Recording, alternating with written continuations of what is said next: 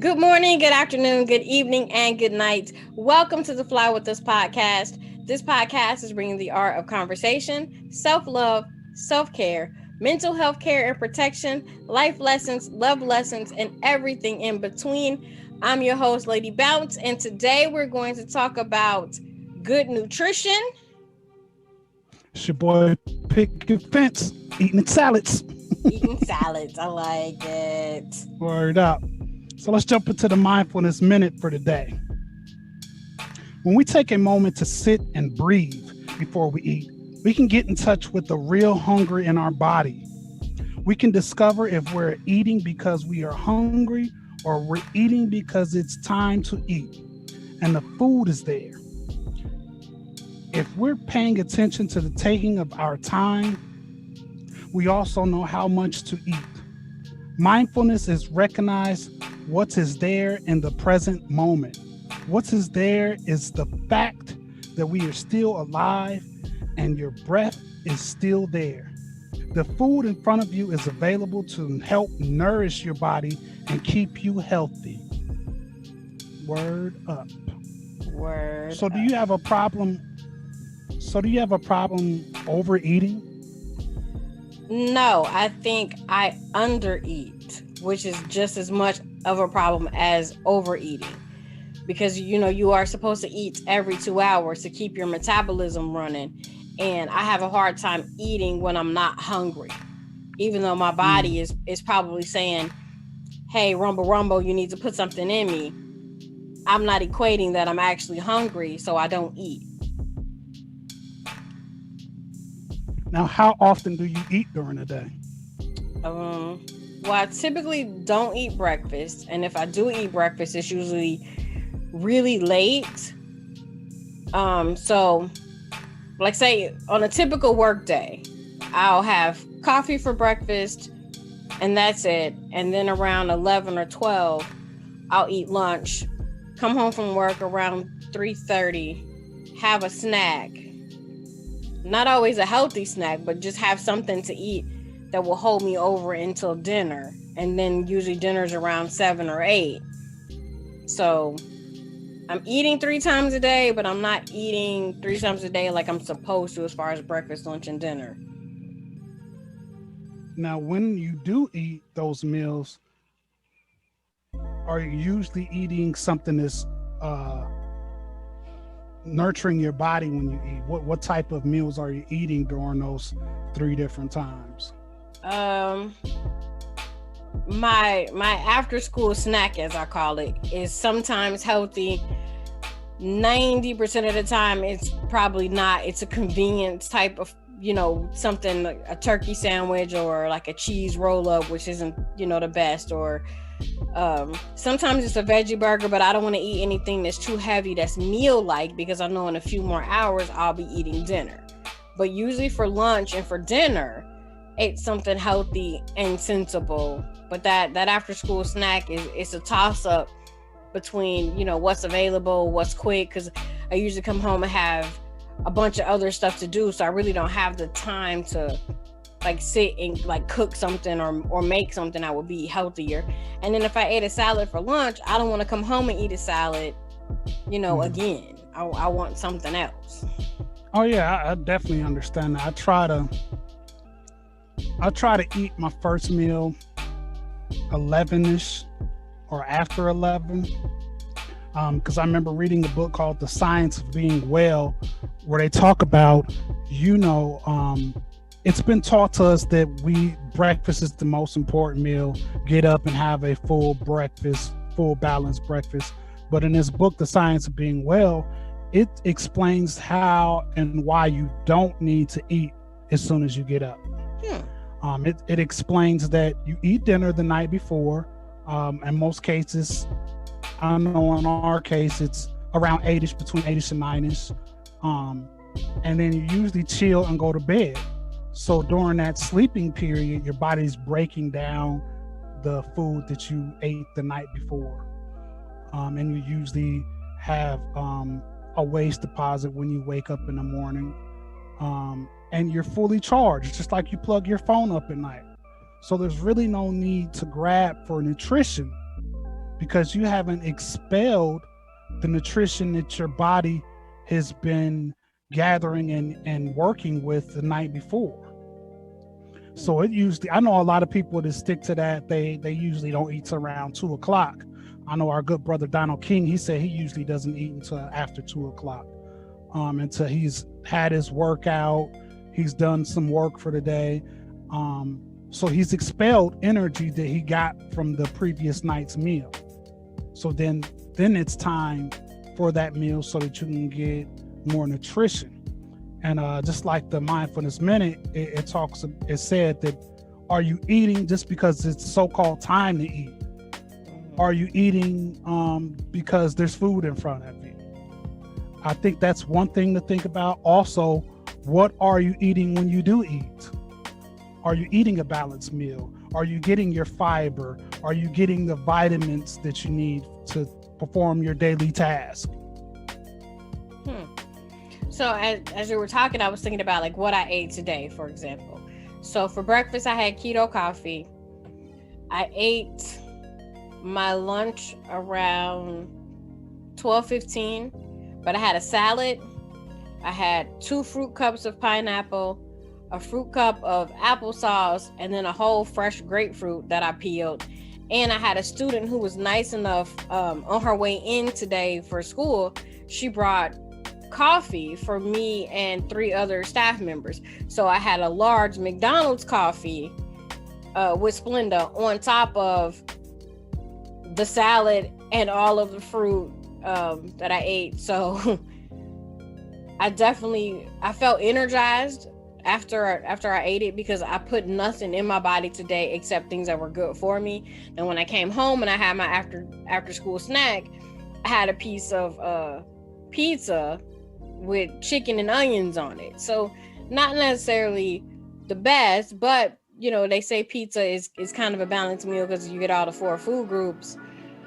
And then for dinner, I'll probably have some grilled chicken, or maybe, you know, a grilled turkey burger, something sensible to keep going with, you know, my healthier lunch.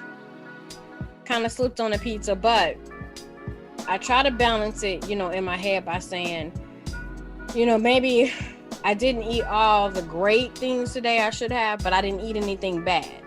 So, like, we have candy bowls at work. I didn't eat any candy out of the candy bowls.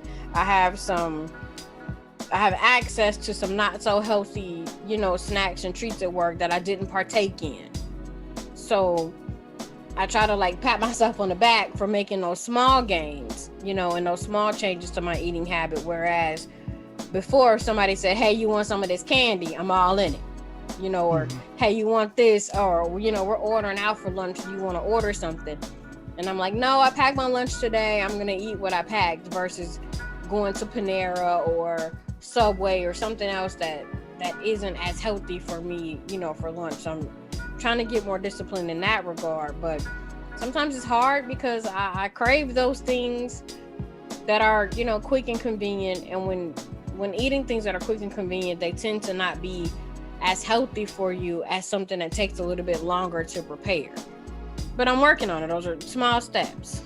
Yeah, small. That's what it's about, small steps. Because even myself, even though, excuse me, I'm 99% vegan, I still eat a lot of vegan junk food.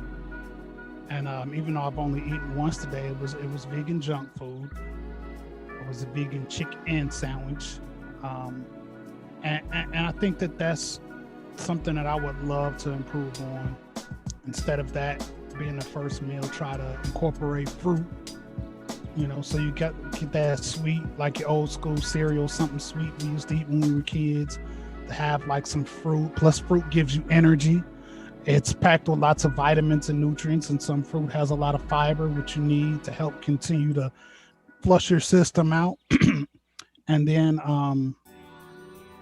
like I usually don't eat to dinner, but I would like to have, like you said, a snack around mid-afternoon and incorporate a salad. That, you know, I would like to incorporate more salads, you know, and a mixture of salads, not the same salad every day.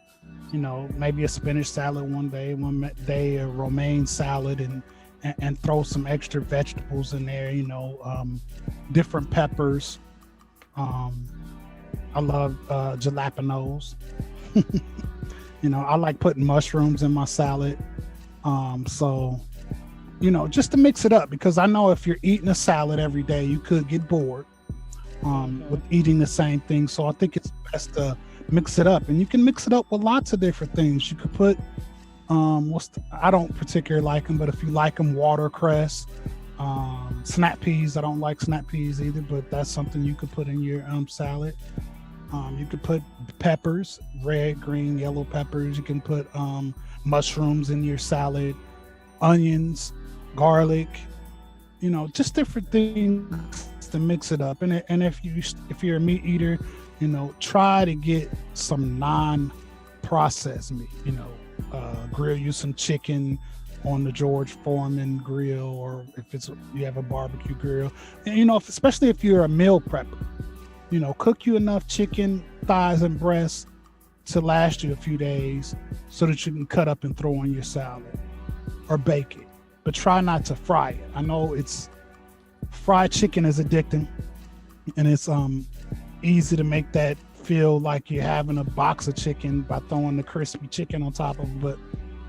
And I think occasionally it's no problem doing that. The thing is that we fall into the habit of having that crispy fried chicken every day. Right. We fall into having that fried fish sandwich every day, and we're not getting enough stuff that's providing nutrients to our body. We aren't getting enough greens, romaine, kale. We're not getting enough fiber. We're not getting enough beans, lentils, seeds. Oh, and that's another thing. I love sunflower seeds on my salad occasionally. Almonds is another thing that's packed with iron that you could throw on your salad. And you don't have to put whole almonds. You can buy the bag of shaved almonds, or if you have a food processor, chop it up yourself, because it's always best to have the minimum amount of processing on your food. All food is processed to a degree, but you want to go for the least processed food, and if possible, organic fruits and vegetables. But I know that a lot of times those things aren't accessible to us, depending on where you live and depending on your pockets. But the thing is trying to make a healthier choice when you go to eat. Be really aware of what's on your plate. Not only what's on your plate, but the portion of food that's on your plate. And I know me, when I eat a salad, I usually stay more fulfilled longer than if I go for the junk food. Even though the junk food is quick, you're hungry right then and there, you want something quick, like you said, and then usually that quick food is not as nourishing as if you take the time to put a salad together. But if you don't have the time to put salad together, buy already made salads. It's a healthier option than going to McDonald's and getting a Filet-O-Fish, quarter pounder French fries, icy Cokes, milk shakes, sundaes, and apple pies. Really? You're gonna sing the whole song to us and make us feel bad. So, as we're talking about nutrition, I actually took a training today about nutrition in our bodies and our brains. And there was, afterwards we always had to fill out a survey of like, what was your aha moment or what was your takeaway from this training?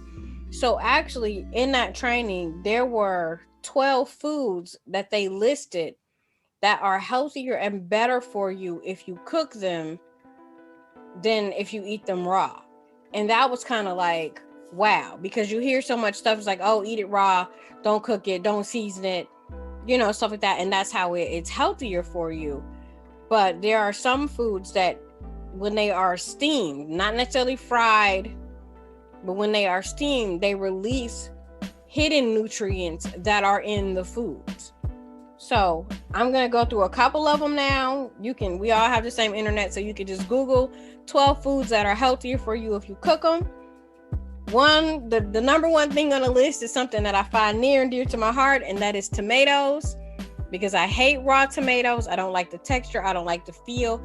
I do eat them like cherry tomatoes. I eat them raw, in my salads.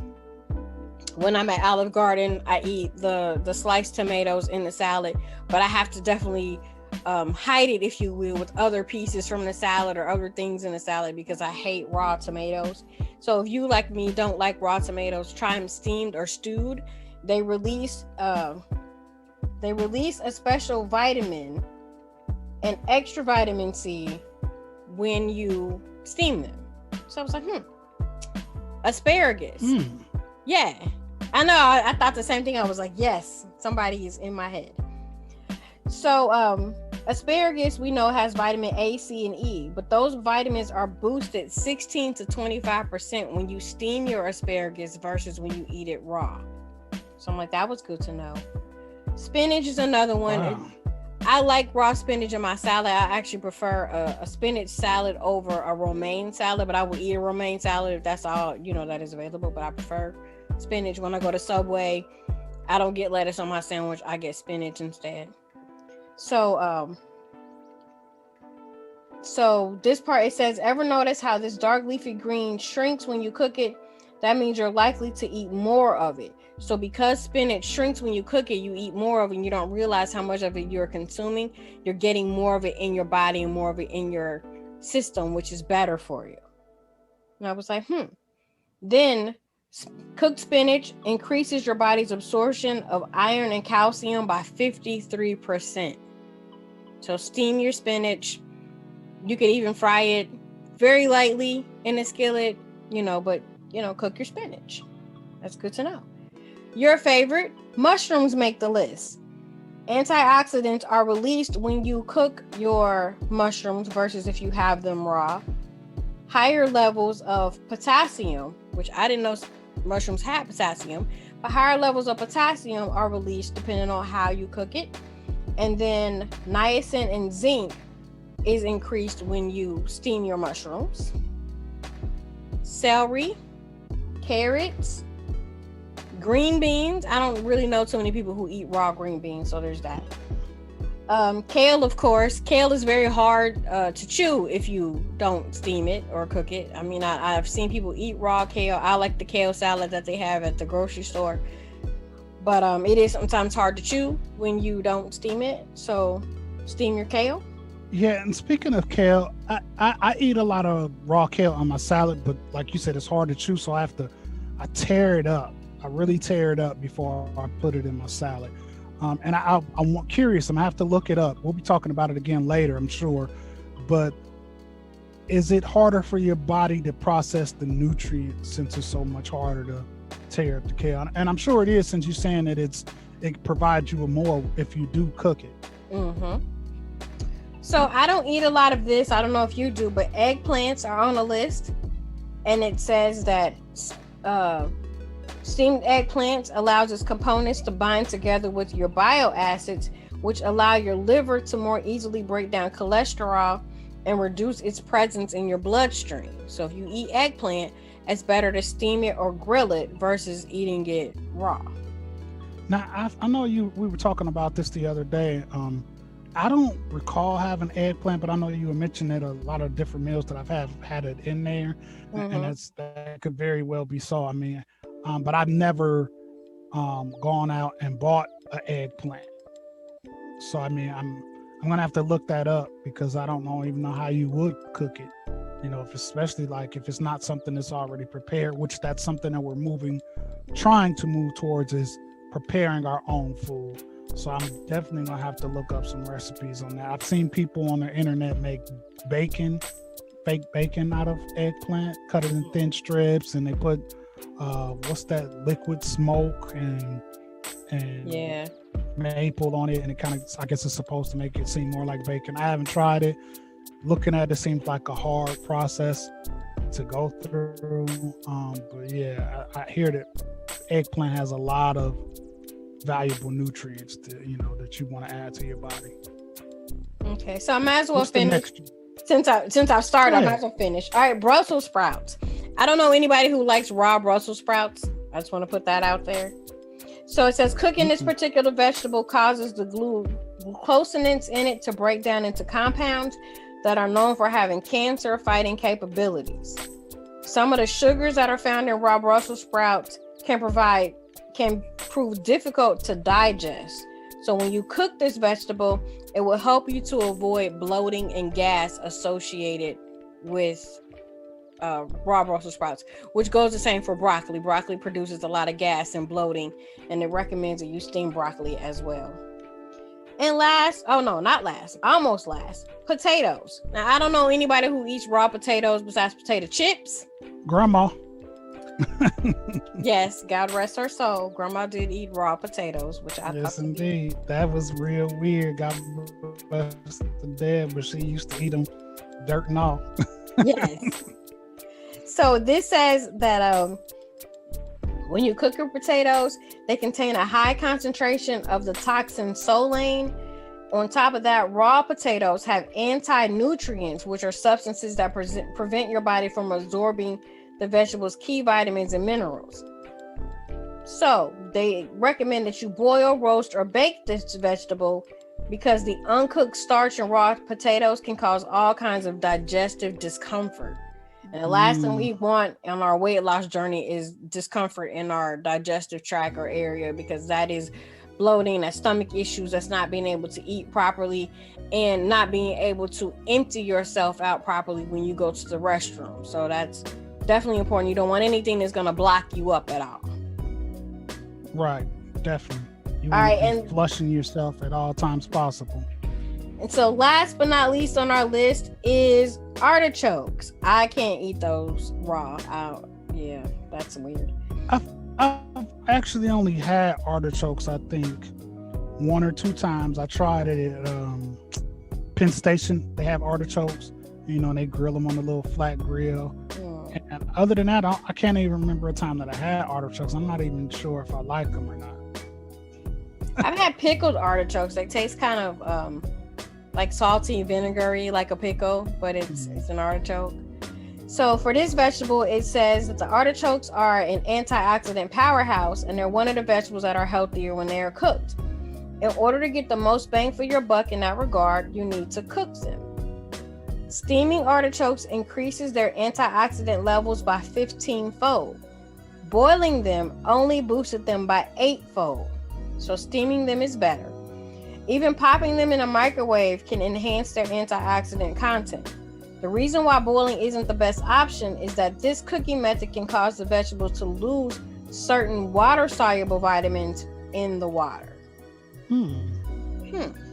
Good to know. The more you know. The more you know. So that is 12 vegetables that are healthier when you cook them versus eating them raw.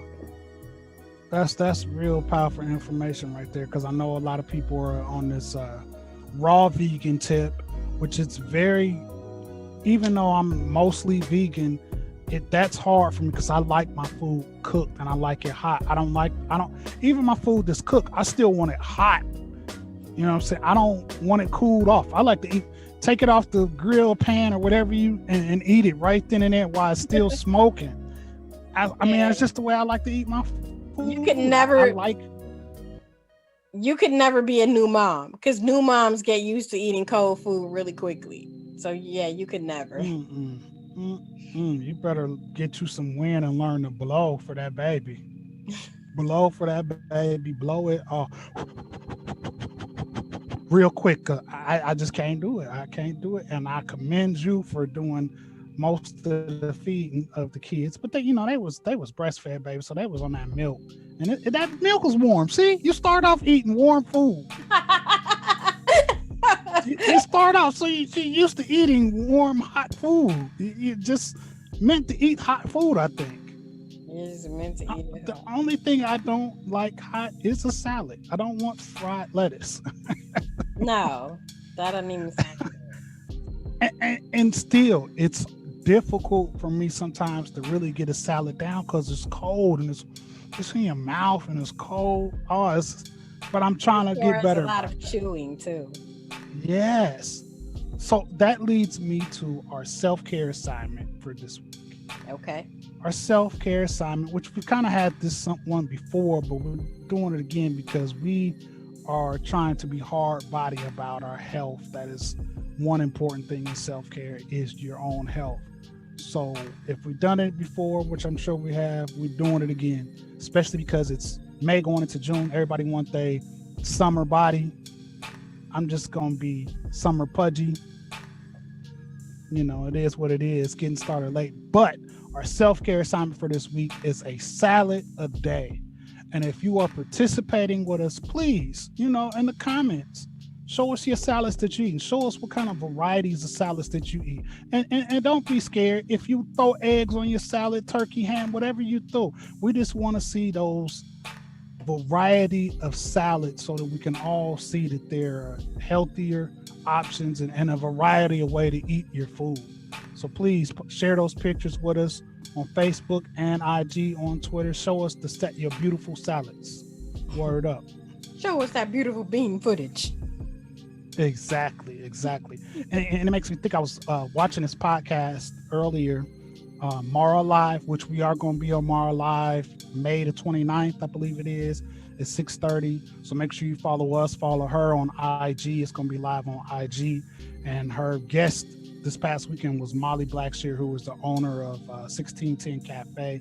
And they talked about taking baby steps for people who aren't there. There's some people that'll never be vegan. And me as a vegan, I'm not one of those people that's throwing blood on people that's got on fur coats. I'm not doing that. And, I'm trying to live a little longer. I'm trying to live a little healthier. I'm overweight. I'm trying to eat better for myself. I don't try to force it on people. And there are little baby steps that you could do, like we just talked about, having a salad a day, getting that nutrition that helps your body, to function at its optimal health. You know what I mean? I like it. Baby steps and everything in moderation. Nobody's saying, start cold turkey, just little steps, little bit by little bit. You'll make those bigger gains. And don't feel forced. That would be my biggest advice. If any of it feels forced or it feels like work, then find a different approach, because anything that feels forced or feels like work is not going to be sustained long term. It's going to be something that you're doing right here, right now for this moment. It's not going to give you those long-term effects because you feel like you are torturing yourself or you are depriving yourself of something. So, make it fun. Have a fruit salad. It doesn't always have to be. I was just about to say that. Vegetable, kind of salad. Add some fun to it. Throw some fruit on your salad. Have a little fun with it. Definitely. And I'm not a big fruit eater, but I'm glad you mentioned that, because fruit salad is a salad. You can throw some bananas, cherries, some, what other things? Mandarin oranges, cranberries, blueberries. You know what I'm saying? What's that new cereal craze that's going on where you put all the berries and then use coconut water and eat it like cereal?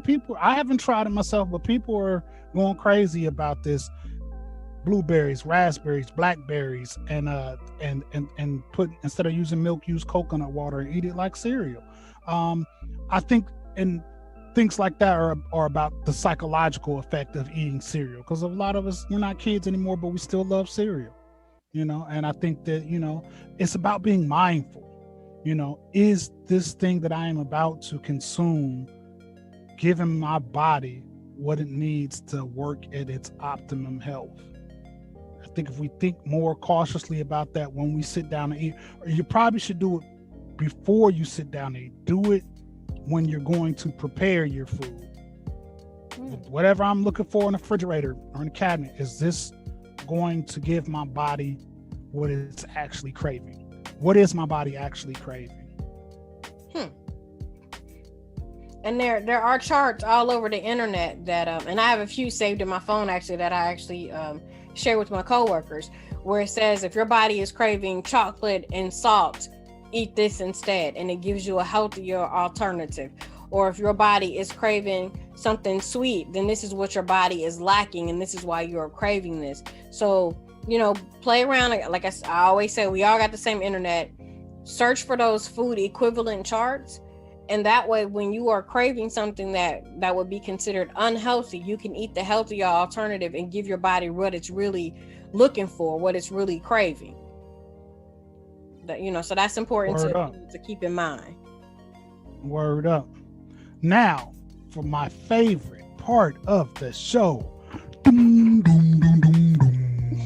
brain science. All right, so today we're going to talk about the science behind healthy eating.